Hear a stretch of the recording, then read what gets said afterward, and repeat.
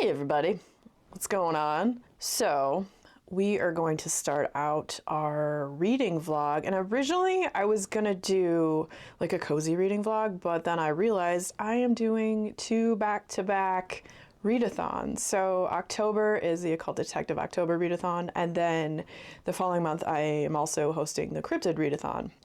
So I'm not really going to have time to read a lot of cozy books in the next couple of months, so I figured instead we would do an Occult Detective October reading vlog. So going to read some Occult Detective stuff and then make some chili as well, and there'll probably be some some cat sightings in the video, and whatever else we include. We shall see. So we are going to start out, and I actually had a library book that I didn't realize was Occult Detective. So that is something we're going to be reading today, and that is the second book in, it's a duology, I believe. I don't know if there's going to be a third book, I'm not sure. The Devil by Name by Keith Rawson.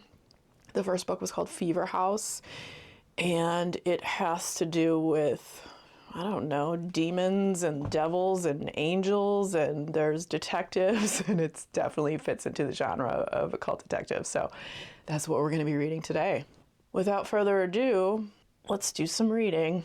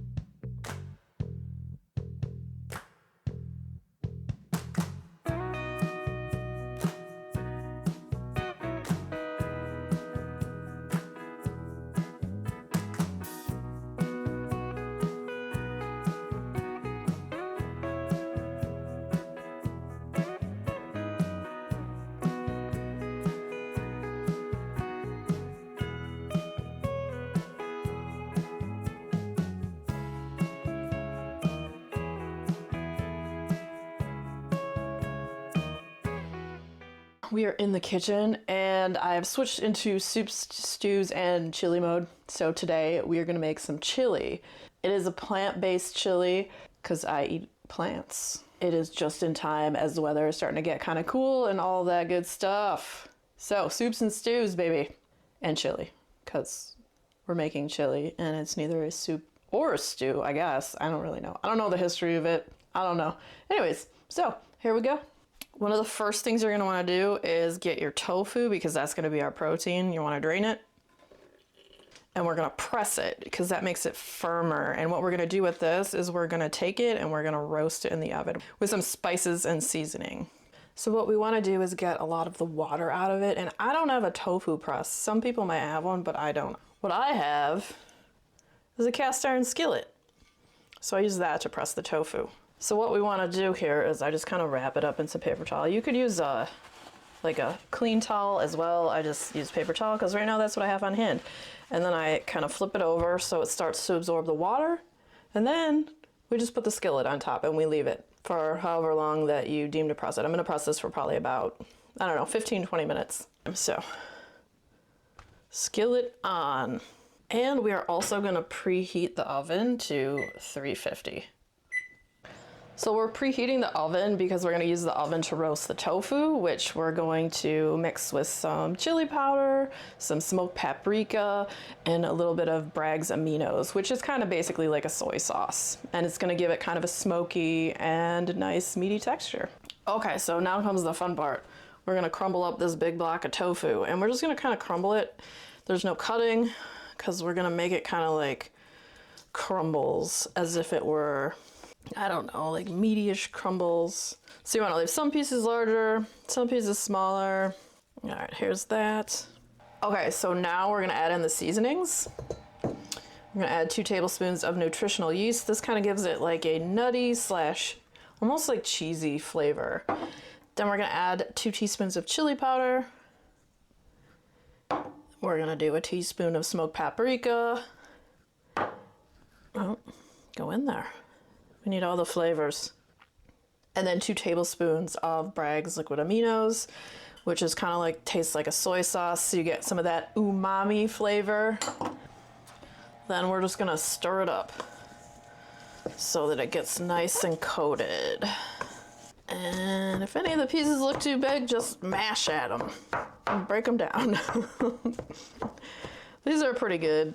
It's always nice to have a couple big ones. All right, so we're gonna kind of spread it out on here. I'm gonna dump it. I'll get the rest of that out of there in a minute. Then we're gonna spread it so it can evenly bake. Break down any pieces that are a little too big. Okay, that looks pretty good. And then this is gonna go in the oven for about 30 minutes.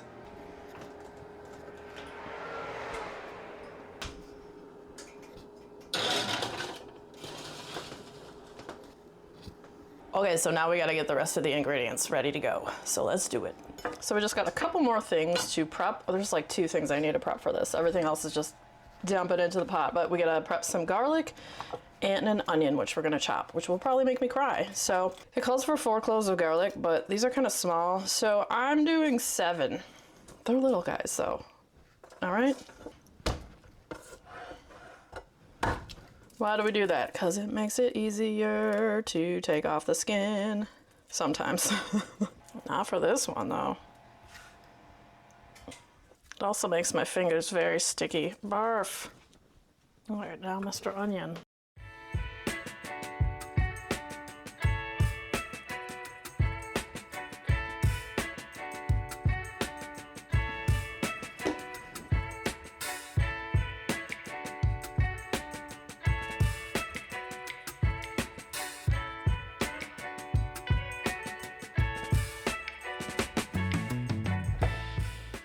Ta-da!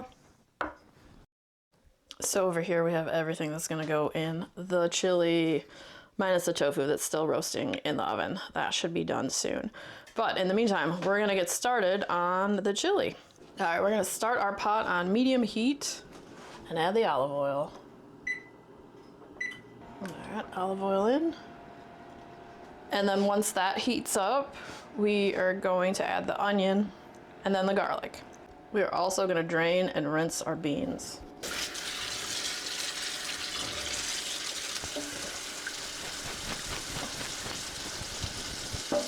And the other beans. Time for tofu to come out of the oven. Oh yeah, woo, it's foggy. Okay, so we're gonna add the onion.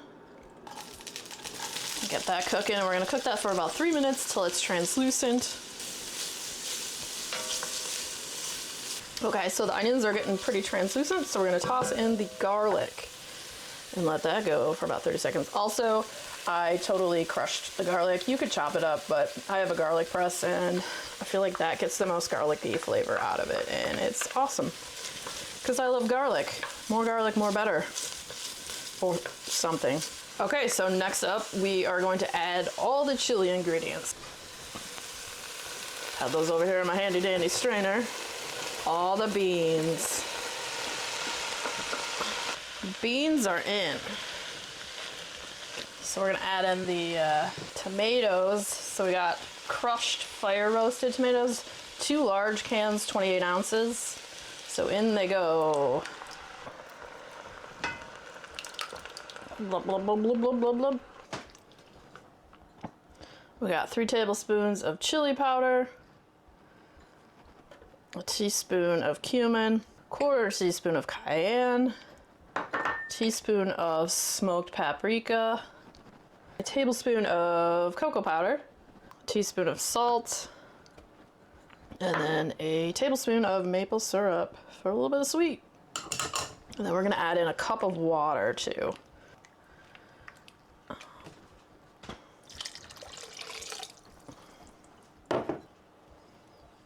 So now we're going to bring this to a boil, and then it's gonna simmer for about 20 minutes before we add in the tofu. We're also gonna use an immersion blender on this too to make it a little bit thicker for the consistency.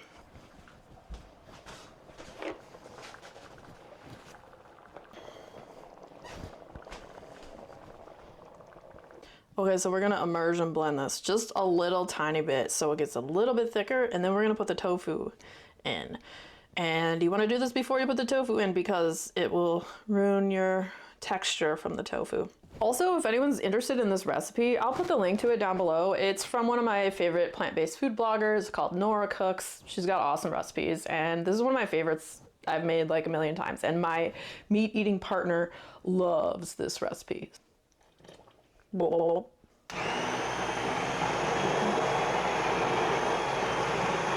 That's about it. That's all you need. Add in our tofus. And then we give it a good stir. And this is just about ready. And you can serve this with, you know, whatever you want to put on there. I am going to put jalapenos, a little bit of onion, and then some vegan sour cream. And this tastes even better the following day.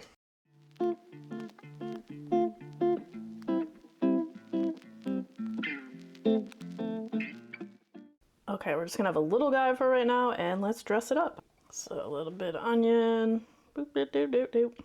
Couple of the jalapenos, sour cream. Oh man, it's not pretty, but it's gonna taste good. All right, so we are gonna try this.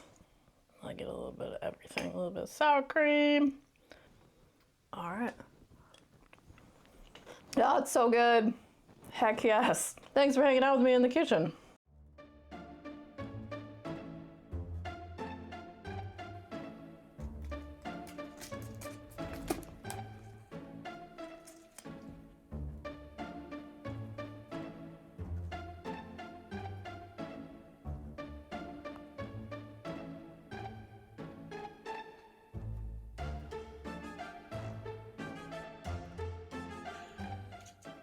Okay, so let's talk a little bit about The Devil by Name by Keith Rawson. So I finished this book the other day, and it is a crazy wrap up to the duology, which is called the Fever House duology. That's the first book in the series.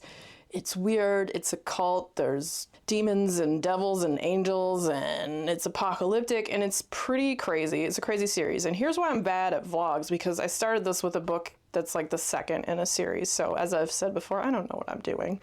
We're just out here, we're talking about it. So this is something I was reading for Occult Detective October, and I absolutely loved it. If you haven't read this duology, it's fan-flipping-tastic. So it's horror, it's occult detective, and yeah, I don't want to say too much because I don't want to spoil the series, but if you want something really weird and wild, also Stephen King and Joe Hill have been ranting and raving about how great this author and this duology is. So if that makes you want to pick it up more, it is a lot of fun. And I'm going to get into a few other books.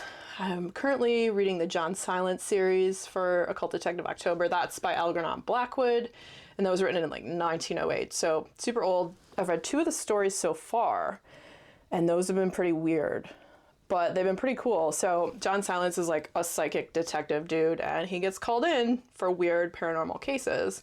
And the first one was like this author, and he was being haunted, and he kind of like lost his humorous skills as an author, and it turns out it's the house, and John Silence is like, you got to get out of this place. So he hits the road and goes to a different house where John Silence puts him up, and John Silence comes back with like a cat and a dog to investigate the house, because, you know, like, animals are in tune with stuff that we aren't. And I thought that was really cool for a story to use that. And then the next story also has like a weird cat-like theme where this guy ends up in this town where he thinks these people might just be like cats.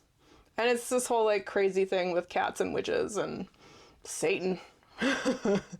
It's pretty interesting so far. So I've read 2 of those stories, and there's 3 more in that. So we'll get more into that. Just wanted to pop in and share my thoughts on those books. Yeah, I shouldn't have started with a book that was a second in the series. I know now. We'll do better next time.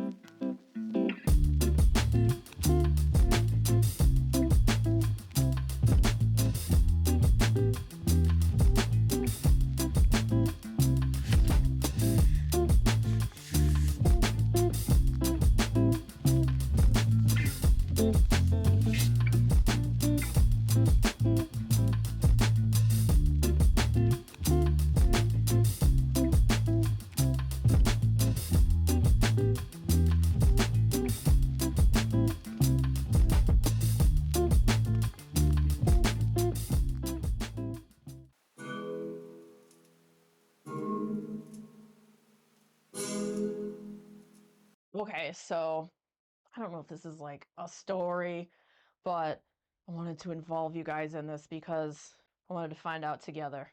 So I was at the grocery store the other day, and growing up, and to this day, I love sour candy. And I've always loved the candy Warheads. And obviously Sour Patch Kids, sour straws, sour bears, sour cherries, sour watermelons, sour balls, whatever. Give me all the sour candies. And so yeah, Warheads. And I saw that they make Warhead soda, which I picked one up. We got the green apple soda. This could either be really horrible or really horrible. No, it might be good. I bought it because of morbid curiosity, I guess, and I thought maybe I could try it right now, and we'll see, we'll see how this goes, right? How bad can it be? I guess we're about to find out. All right, so I'm gonna smell it. Well, actually, you know what? Let's get a little snifter here, make it fancy. All right, let's not spill. All right, so it's green. I don't know if I expected it not to be green. Looks like Ecto Cooler. All right, so we're gonna try this and hope for the best. Let's smell it.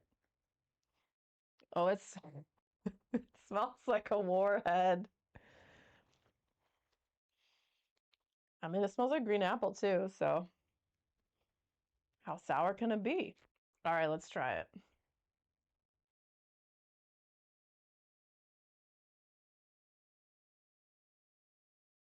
Oh, surprisingly good. I didn't think I was gonna like it at all.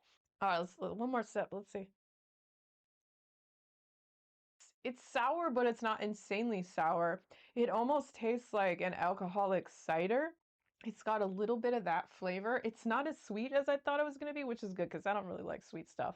I wouldn't want to drink a ton of this, but this amount in this little glass is probably good. It's like my sugar quota for the day. All right, well, thank you for bearing with me while I tried this. I just had to know. There's a bunch of different flavors too. I chose green because I have like a weird thing for the green apple flavor in candy. Like I love it. They used to make these like caramel apple suckers that I really liked. I can't remember if that was like a Tootsie Pop brand or who made those. And then Gatorade used to make like a green apple flavor. Thank you for joining me in this vlog while I talked about some occult detective reads and making chili, having some tea, and just hanging out. If you enjoyed hanging out today, hit that subscribe button, come back, see me again, and we'll talk about more bookish things and weird stuff.